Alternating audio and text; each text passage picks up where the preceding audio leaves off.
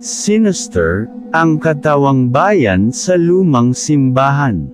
Ang mga multo, madaling tanggalin sa dasal. Pero ang tunay na kasamaan, hindi multo, kundi alaala ng kasalanan ng mga tao. Ang kwentong ito ay base sa ulat ng isang dating seminaristang si Brother Noel, na minsan ay naatasang mag-imbestiga sa isang lumang simbahan sa Bohol na biglang naging pugad ng mga hindi maipaliwanag na pangyayari. Kabanata 1, Ang Panawagan sa Katahimikan. Taong 2001 nang ipadala si Brother Noel, isang 25 anyos na seminarista, sa simbahan ng San Guillermo, isang abandonadong simbahan sa bayan ng Santa Elena na sinasabing may sumisigaw sa loob tuwing alas 3 ng madaling araw. Kasama niya si Free Pascual, isang veteranong pari, at si Luis, isang altar boy na may kakayahang makakita ng mga espiritu.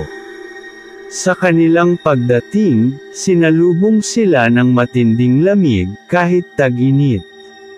At sa pintuan ng simbahan, may nakaukit na salitang Latin, Mortuorum manes tenurunt ecclesiam. Hawak na ng mga patay ang simbahan. Kabanata 2, Mga Bulong sa Gabi. Sa unang gabi, napansin agad ni Luis ang kakaiba. May mga aninong gumagapang sa pader ng simbahan kahit walang ilaw. Narinig ni Brother Noel ang tila iyak ng babae mula sa confessional booth, pero pagtingin niya, wala naman ni isang tao. Kinabukasan, nahanap nila ang dating mga tala ng pari noong 1800s. May punit at sunog na pahina, pero isang entry ang nabasa nila. Pumasok siya sa simbahan, basang-basa ng dugo, buntis, at umiiyak. Humingi ng tulong. Pero tinanggihan namin siya. Kinagat niya ang kanyang dila at isinumpa ang lugar na ito. Kabanata 3, Ang Pagpaparamdam. Mula sa gabing yun, isa-isa na silang nagkaroon ng iba't ibang delusyon. Si Luis, nakita ang sarili niya sa salamin, pero yung refleksyon ay nakangiti ng sobrang lapad. Si Free Pascual, tila hindi na nakakatulog at laging binubulungan ng, ibaba mo ang krus. Si Brother Noel, nagsimulang makakita ng itim na babae sa likod ng altar, umiiyak, pero walang mata. Isang gabi, natagpuan nila ang krus ng simbahan, nakabaligtad. Kabanata 4, Ang Kasaysayan ng Katawang Bayan.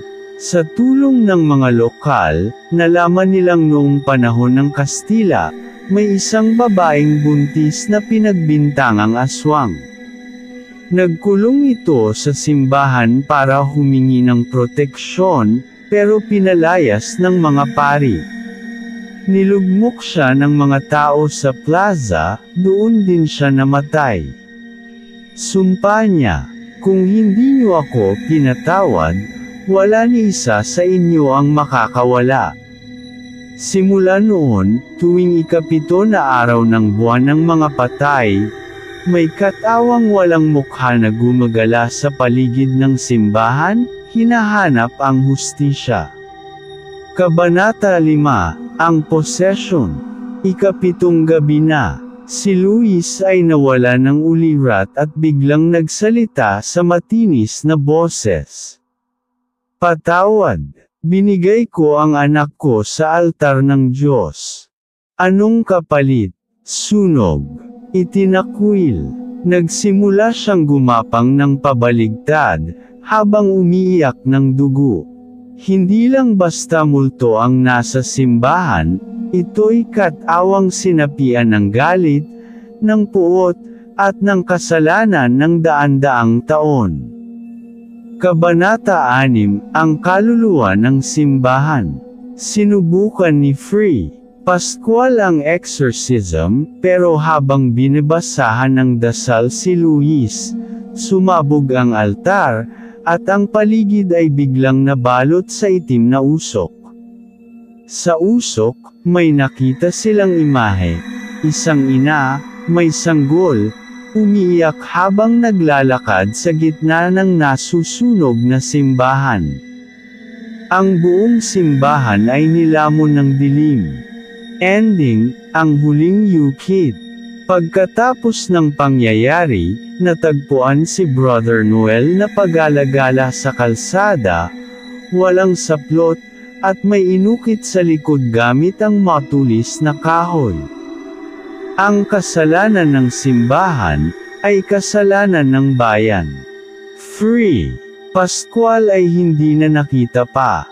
Si Luis, dinala sa mental facility.